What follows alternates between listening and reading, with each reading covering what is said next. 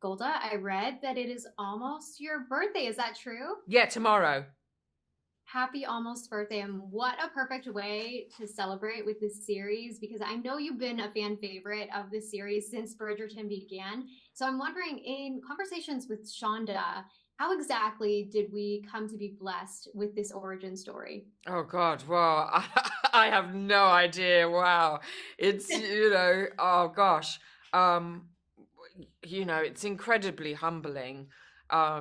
I don't know. I just put my stuff out there and kind of hope that people liked it, and for Shonda and Netflix to come back and say, yeah, we'd like to kind of have a little deeper dive into this character and find out the wheres, the whys, the hows. She became the person that, we know and love in Bridgerton. I mean, yeah, I will be forever grateful for that moment.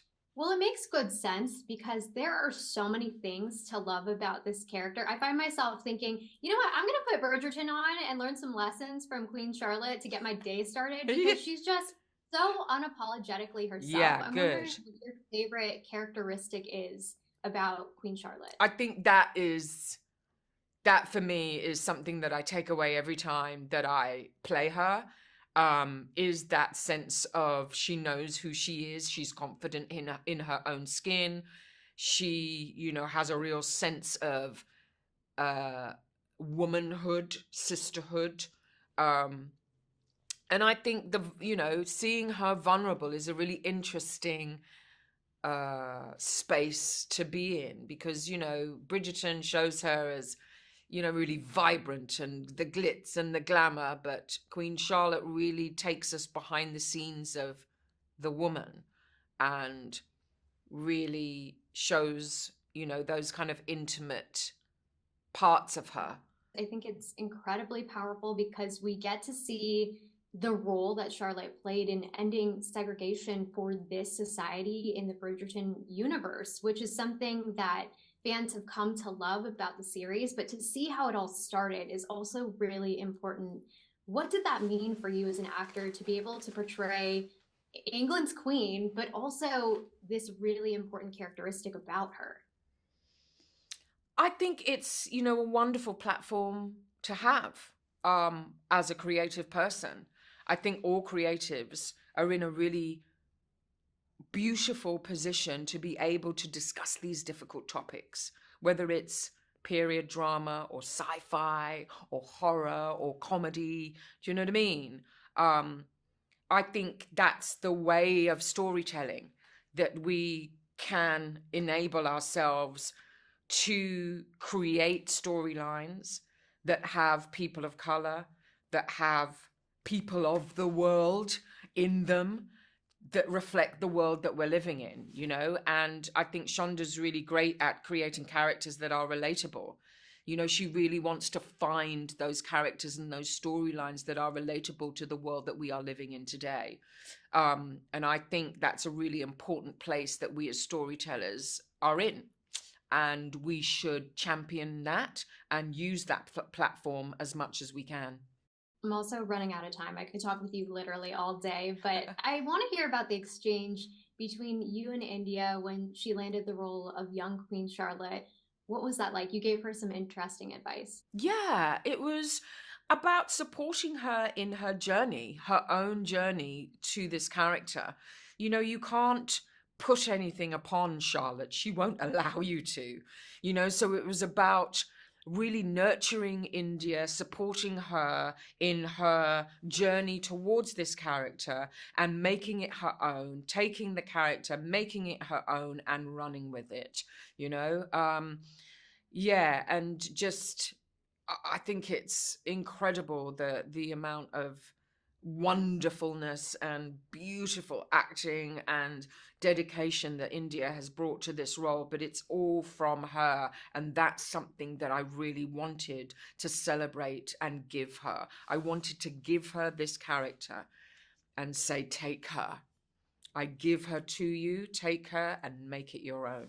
Well, together you both did an incredible job. I have to say, that last scene in particular got me. It was so good to speak with you. Congratulations again. Thank you so much. Arsema, you look stunning, girl. I just have to say that. And it's so Thank you. good to talk with you.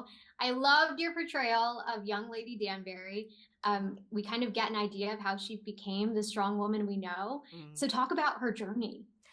I mean, so it's amazing because you see her in a very opposite end of the spectrum at the beginning of the season, you know, not the empowered woman that you see in Bridgerton.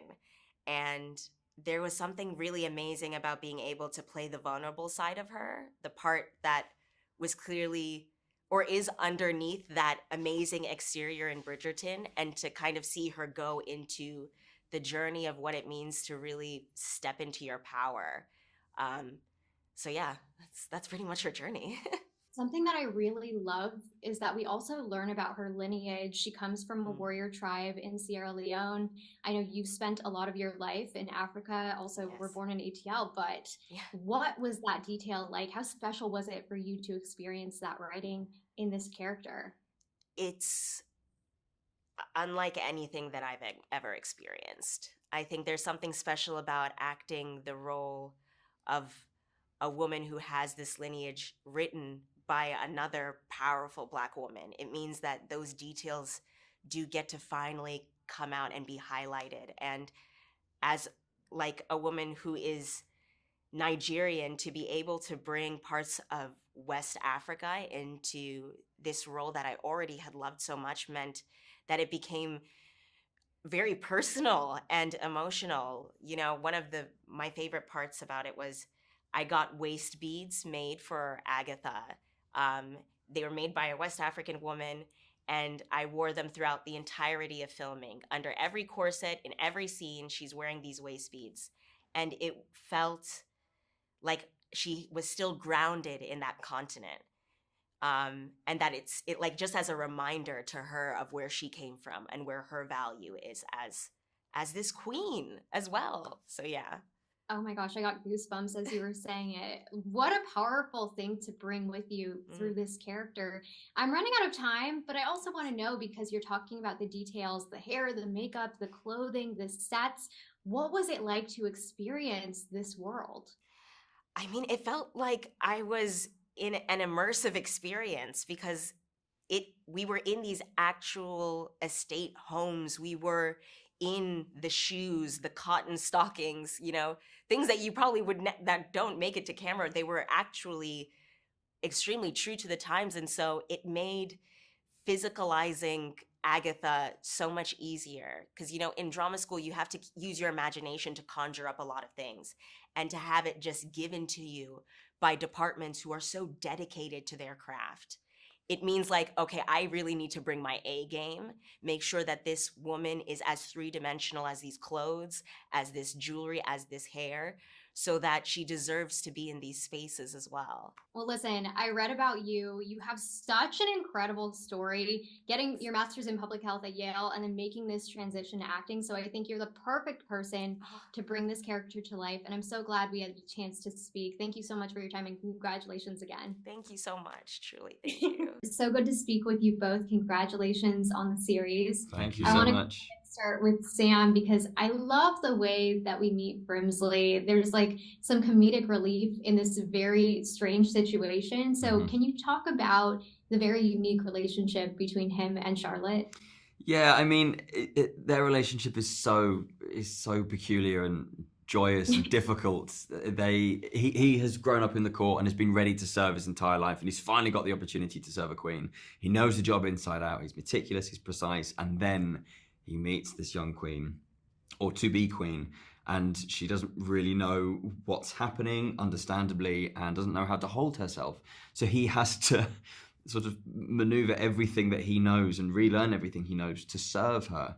And in doing so, it brings up a lot of joy and humor and relief. But from there on in, Tom gave me such a great note. Tom Verica, our director, in a particular scene in episode 2, where he's like, think of yourself as like a Jedi trying to bestow information upon her without explicitly telling her what to do.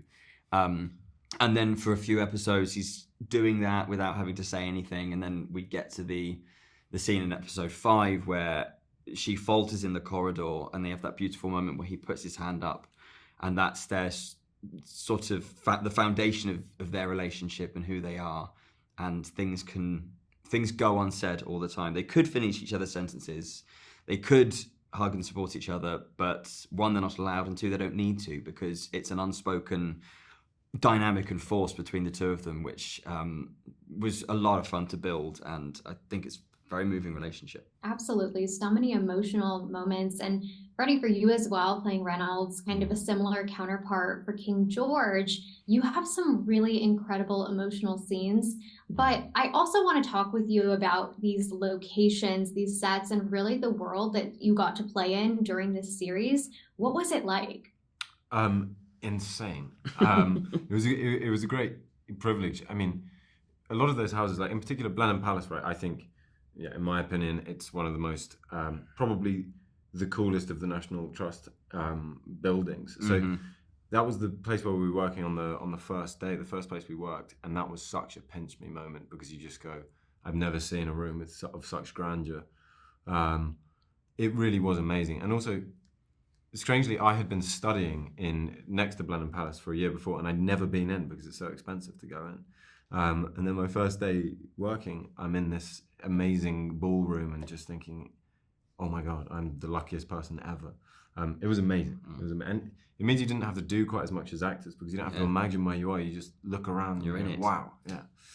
Really spectacular. And Sam, Bridgerton's known for the inclusive storytelling. So this is really open to both of you, but you first. I'm wondering what it was like for you to portray this great love story for these two characters within another love story. Yeah, I feel an immense sense of pride that we both get to tell the story of these two people. These two young men that live a very isolated life. Their duty is to serve the king and the queen, and they find this solace and have this emotional support system with one another, which is really beautiful and very moving, and really empowering. You know, Shonda's created a universe that celebrates inclusion and diversity, and I really hope that, you know, when the audience and the fans get to watch it, that they feel as moved and empowered watching it as we did making it, because this relationship lives alongside, in parallel with all the other relationships we see in this show. Yeah, and it's very, very important that film and TV reflect the society within which we find ourselves living, and people must feel represented by what they watch on screen. Totally. So I'm incredibly proud to have brought the first LGBTQ+ storyline to the Bridgerton universe, which, as Sam said, is famous for its inclusion and diversity. Totally agree, and you both did an incredible job. Thank you so much for your time, and congrats again. Thank you so much. Have a lovely day.